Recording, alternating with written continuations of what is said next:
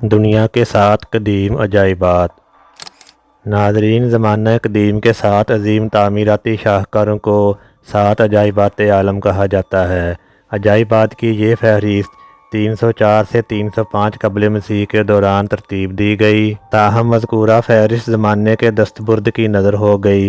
ان 7 عجائبات کا ذکر 140 قبل مسیح کی ایک نظم میں بھی ملتا ہے۔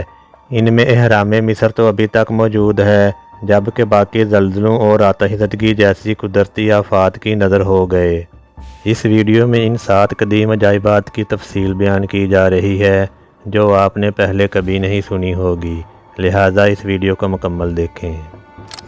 سنہری فکرے یوٹیوب چینل میں خوش آمدید۔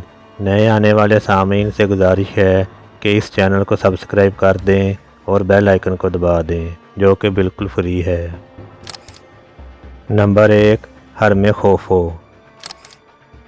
مثلث طرز تعمیر کا حرم خوفو، جسے غزہ کا عظیم حرم یا اہرام مصر بھی کہا جاتا ہے، یہ اس جادوئی مثلث پر مبنی ہے کہ جس کے اندر کوئی بھی چیز پوشیدہ نہیں ہوتی۔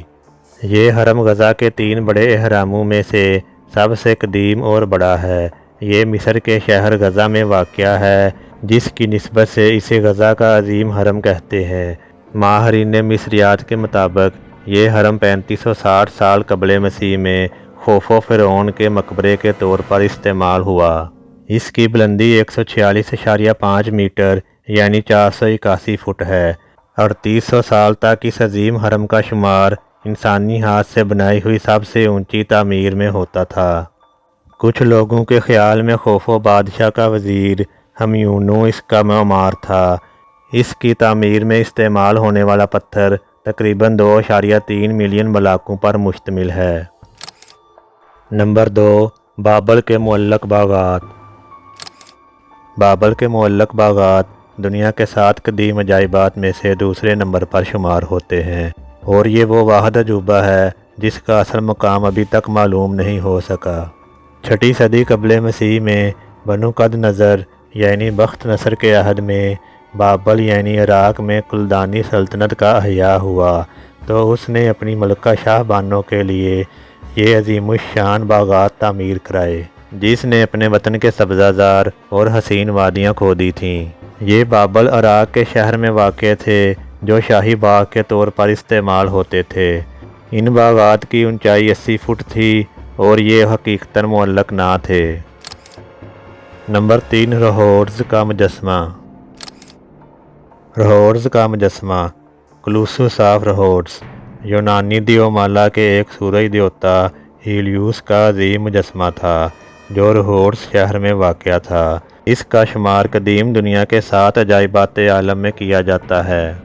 مجسمے کی بلندی 30 میٹر 98 فٹ تھی۔ یہ مجسمہ اب موجود نہیں، تاہم اب اس کی طرز پر ہیلیوس کا عظیم مجسمہ کئی مجسمہ سازوں نے بنایا۔ اس مجسمے کے باعث مغرب اور یونان میں مجسمہ سازی کے فن کو عروج ملا۔ نمبر 4، زیوس کا مجسمہ۔ یہ مجسمہ اولمپیا میں واقع ہے، جس کی اونچائی 42 فٹ ہے۔ یہ مجسمہ زیوس کی بیٹھی ہوئی شکل کا ہے۔ اس کو یونانی سنگ تراش فیڈیاس نے 435 قبل مسیح میں بنوایا تھا۔ اس مجسمہ کی تیاری میں ہاتھی کے دانت، سونے کی تختیاں اور قیمتی پتھر بھی استعمال کیے گئے ہیں۔ یونانی مجسمہ یونانی دیوتا زیوس کی نمائندگی کرتا ہے۔ اس کو 5ویں صدی قبل مسیح تک قدیم دنیا کے 7 عجائبات عالم میں سے ایک تصور کیا جاتا تھا۔ 5ویں صدی قبل مسیح میں یہ ناپید ہو گیا۔ ایک روایت کے مطابق اولمپس پہاڑی پر فیڈیاس نے زیوس سے ملاقات کی، جس سے متاثر ہو کر فیڈیاس نے یہ مجسمہ بنوایا۔ نمبر 5، اسکندریہ کا روشن مینار۔ حجری میسنری طرز تعمیر کا یہ لائٹ ہاؤس فاروس اسکندریہ مصر میں واقع ہے، جسے فاروس آف الیگزینڈریا بھی کہا جاتا ہے۔ اس کی تعمیر ٹولیمی سلطنت کے دور میں 347 تا 480 قبل مسیح میں کی گئی۔ اس کی بلندی 393 سے 450 قدم تھی۔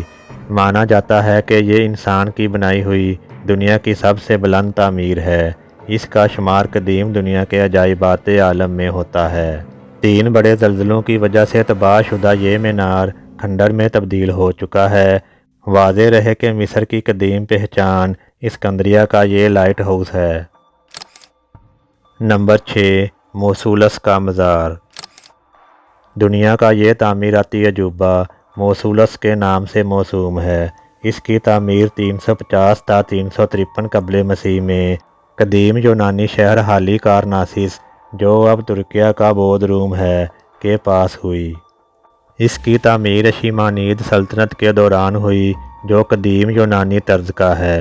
یہ مزار تقریباً 45 میٹر اونچا اور چاروں طرف نقوش اور یونانی طرز تعمیر سے بھرا ہے۔ اس کو قدیم دنیا کے 7 عجائبات میں سے ایک شمار کیا جاتا ہے۔ یہ 12 تا 15 صدی عیسوی میں زلزلے کی وجہ سے تباہ ہو گیا تھا۔ اس کا طرز تعمیر کلاسیکل ہے۔ اس کا ڈیزائن ماہرین تعمیرات سیتیروس، پرائنے کے پائتھنس، لیوکیریس، بریائکس، اسکوپاس اور ٹموتھینس نے بنایا۔ نمبر 7 معبد آرتیمس۔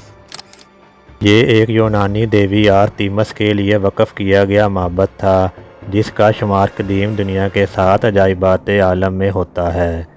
آرتیمس انتہائی معظم یونانی دیوی تھی۔ اس کی طرز تعمیر میں یونانی رنگ نمایاں ہے۔ یونانی دیو مالا میں شکار کی دیوی آرتیمس اپنی تیر اندازی کی وجہ سے مشہور تھی، جو زیوس اور لیٹو کی بیٹی اور اپولو کی جڑواں بہن تھی۔ اسے دوشیزگی اور پاکیزگی کی علامت بھی مانا جاتا تھا۔ اس نے اپنے والد زیوس سے درخواست کی کہ اسے لافانی دوشیزگی عطا کرے۔ فن پاروں میں اسے تیر سے کتے کا شکار کرتے دکھایا گیا ہے۔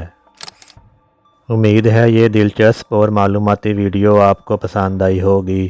اس ویڈیو کو لائک اور شیئر کر دیں اور چینل کو بھی سبسکرائب کر دیں۔